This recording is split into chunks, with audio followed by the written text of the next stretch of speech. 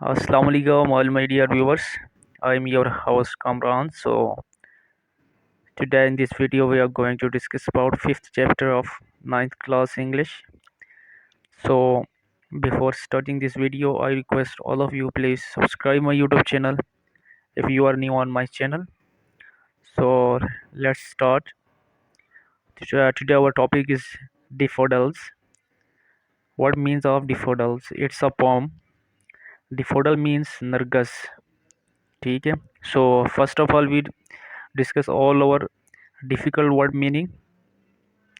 डिफोडल नरगिस का फूल, क्लड बादल, हाई बुलंद हिल्स पहाड़ियाँ, क्राउड हजूम, बिसाइड किनारे, बीनीथ नीचे, डांसिंग रक्स करना नाचना, कॉन्टिन्यूस मुसलसल लगातार, शाइन चमकना, मिल्की वे कहकशां, लॉन्ग साथ साथ, बे खलीज को कहा जाता है, किनारे को कहा जाता है, हेड सर, वेव्स मौजें या लहरें, स्पार्कल चमकना, गए खुशी जोकन खुशबाश, गैज देखना, शो मंजर, ऑफ अक्सर, लाई सॉरी लाई लेटना,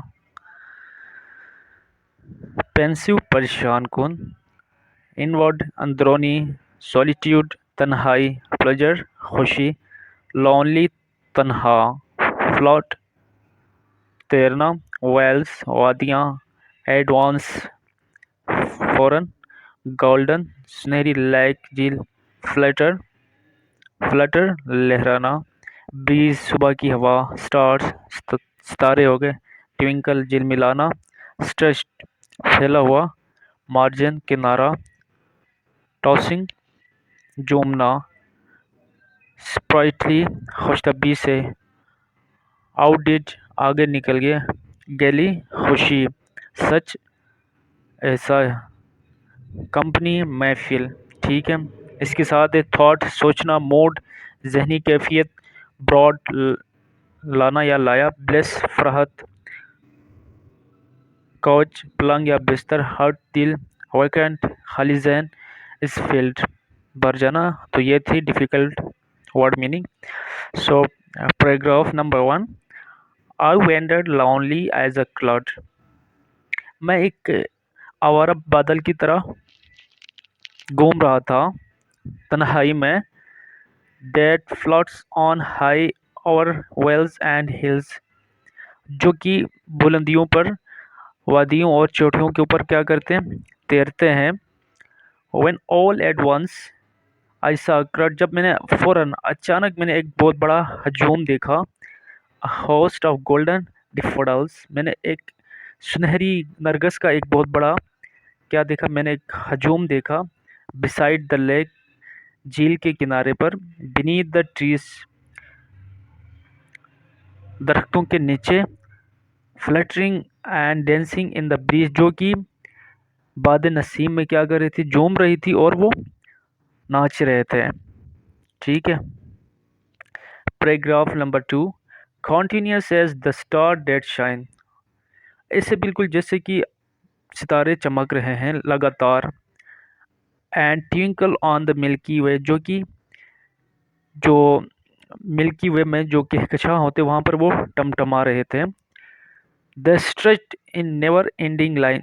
उनके कोई ख़त्म ना होने वाली एक एक लाइन लगी हुई थी. वो बहुत फैले हुए थे हर तरफ. along the margin of a bay. जो खलीज के किनारे पर. 10,000 सा एट अ ग्लांस. मैंने एक ही नज़र में मैंने मतलब 10,000 से भी ज़्यादा मैंने क्या देखा, वहाँ पर बहुत सारे नरगिस के फूलों को देखा. Tossing their heads in sprightly dance. वो जो नरगिस के फूल थे वो क्या, उनके सर क्या हो रहे थे, खुशी से हिल रहे थे और वो नाच रहे थे. ठीक है. पैराग्राफ 3 देखें. The waves beside them danced. उनके साथ साथ जो लहरें थी पानी की वो भी क्या कर रही थी, नाच रही थी. But they outdid the sparkling waves in glee, ठीक है, लेकिन वो खुशी में चमकती हुई लहरों से बड़े हुए थे, ठीक है। A poet could not but be gay in a such जोकन company. एक शायर इस किस्म की खुशियों भरा मंजर देखकर खुश हुए बगैर रह नहीं सकता।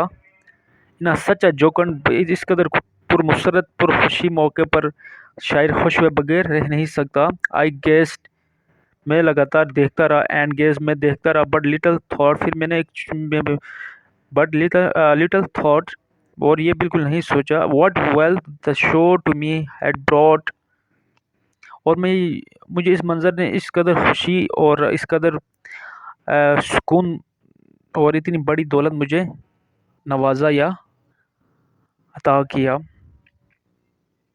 पैराग्राफ 4 देखें। For of when on my coach ले, जब अक्सर औकात मैं अपने कोच का जाता है बिस्तर या बेड पर मैं लेटता हूँ।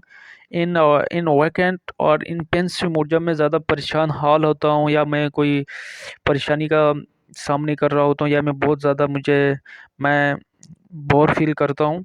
द फ्लश अपॉन डेट इन वन आई, वो सारा मंज़र मेरी आंखों में क्या होता है, वो चमक उठता है और सारा वो मेरे वो मंज़र सारा मेरे सामने आ जाता है। Which is the bless of solitude, जो कि तन्हाई के लिए एक बहुत ही पुरस्कून और बहुत ही पुरमसरत मौक़ा होता है। And then my heart with pleasure fills, फिर मेरा जब मैं उस मंज़र को याद करता हूँ, उस मंज़र को मैं देखता हूँ, तो मेरा दिल खुश क्या होता है, खुशी से भर जाता है। एंड डांसेस विद द डिफोडल्स, और मेरा दिल भी क्या करता है उनके साथ, डिफोडल्स जो नरगिस हैं के फूल हैं उनके साथ वो भी नाचना शुरू हो जाता है, ठीक है। सो देखें इसके साथ इसका एक्सरसाइज आ रहा है डिफोडल्स का जो है। What is the central idea of poem, इसका जो मरकज़ी ख्याल सेंट्रल आइडिया आइडिया कहा जाता है, जो इसका थीम होता है ओवरऑल खुलासा जो होता है उसको कहा जाता है, ठीक है। The central idea of the pome, इसका जो मरकज़ी ख्याल is that it presents before us not only the attractive and exciting beauty of nature, but also the purifying and enduring impact of it on human beings। ये इसमें जो nature का जो एक खूबसूरती होती है वो सिर्फ ना लोगों को अपनी तरफ अट्रैक्ट करती है, बल्कि वो क्या करती है, लोगों की ज़िंदगियों के ऊपर उसके असरात पड़ते हैं, वो लोगों को खुशी का बाइस बन जाते हैं। क्योंकि आपने सम टाइम आपने इस बात को नोटिस किया होगा, जब भी आप किसी नेचर वाली प्लेस पर जाते हैं एडवेंचर के लिए, तो फिर वहाँ के माहौल को देखकर आप किस कदर नेचर के करीब होते हैं, और आप सारी अपने जो परेशानियाँ और जो गम्स होते हैं उनको बुलाकर आप एंजॉय कर रहे होते हैं। नेक्स्ट देखें, what do the daffodils represent in the poem, इस पोएम शायर इसमें डिफोडल्स किसको रिप्रेजेंट कर रहे हैं। Daffodils represent nature and its impact on human beings. तो दर हकीकत यहाँ पर जो डिफोडल्स से को जो तशबीह दी गई वो है नेचर के साथ, क्योंकि अल्लाह ताला ने क्या बनाया, अल्लाह ताला का जो निज़ाम है जो वो अल्लाह ने बहुत ही खूबसूरत बनाया। अल्लाह ने जो नेचर बनाया ना वो बहुत ही खूबसूरत है। इंसान को चाहिए कि उन निकलें, वो देखें, गौर व फ़िक्र करें और अपनी ज़िंदगी को बहुत ही खूबसूरत बनाएँ, क्योंकि इंसान की ज़िंदगी बहुत खूबसूरत है और उसका जो इम्पैक्ट होता है इंसान की ज़िंदगी पर, तो यह सारी चीज़ें हमें नेचर से मिलती हैं। What wealth do memories of the scene give to the poet, तो यहाँ पर जो वेल्थ का जो लफ्ज़ यूज़ किया ये शायर को क्या सेंस दे रहा होता है। It's about moments in our life what that we reply in our memories, ये हमारे वो लम्हात होते हैं जब हम क्या करते हैं, अपने यादाश्त को हम क्या करते हैं, अपने जो मेमोरीज़ होते हैं उनको रिकॉल करते हैं, हम उनको बारे में सोचने लगते हैं, उनको अपने गुज़रे हुए लम्हात को हम याद करके अपने उन लम्हात को यादगार बनाते हैं। अच्छा, list the words that heighten the sound effect in the poem, ठीक है। तो इसके अंदर जो हाइटन साउंड जो उसके अंदर जो वर्ड्स हैं उनको आपने क्या करना है, उसको आपने क्या करना है, हाईलाइट करना है।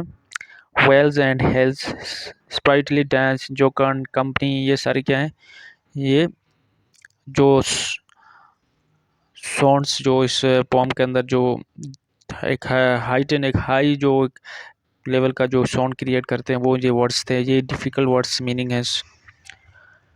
इसके साथ how has the poet heighten the impact of the poem by using the figurative language.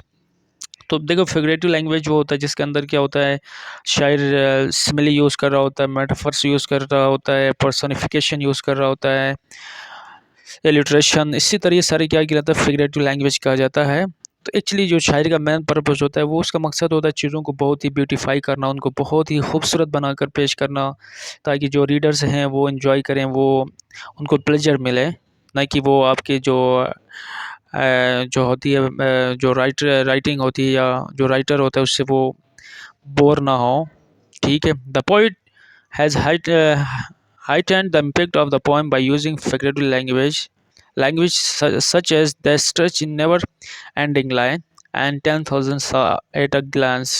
ये एक बहुत ही फिगरेटिव लैंग्वेज के अंदर यूज़ किया गया है। बहुत ही उसने क्या किया, एक बहुत ही ख़त्म ना होने वाली एक बहुत बड़ी लंबी कतारें क्या थी यहाँ पर वो फैली हुई थी। ठीक है। यहाँ पर उसने क्या दिया, मतलब ये इसने जो स्टार्स थे, जो गैलेक्सी का वो जो था, उसने उसको लाके कंपेयर किया डिफोल्स के फूलों के साथ। एंड 10,000 सा एट अ ग्लांस, मैंने एक ही नज़र में मैंने 10,000 से भी ज़्यादा मैंने क्या देखे, फूल देखे। सो ये थी आज की वीडियो।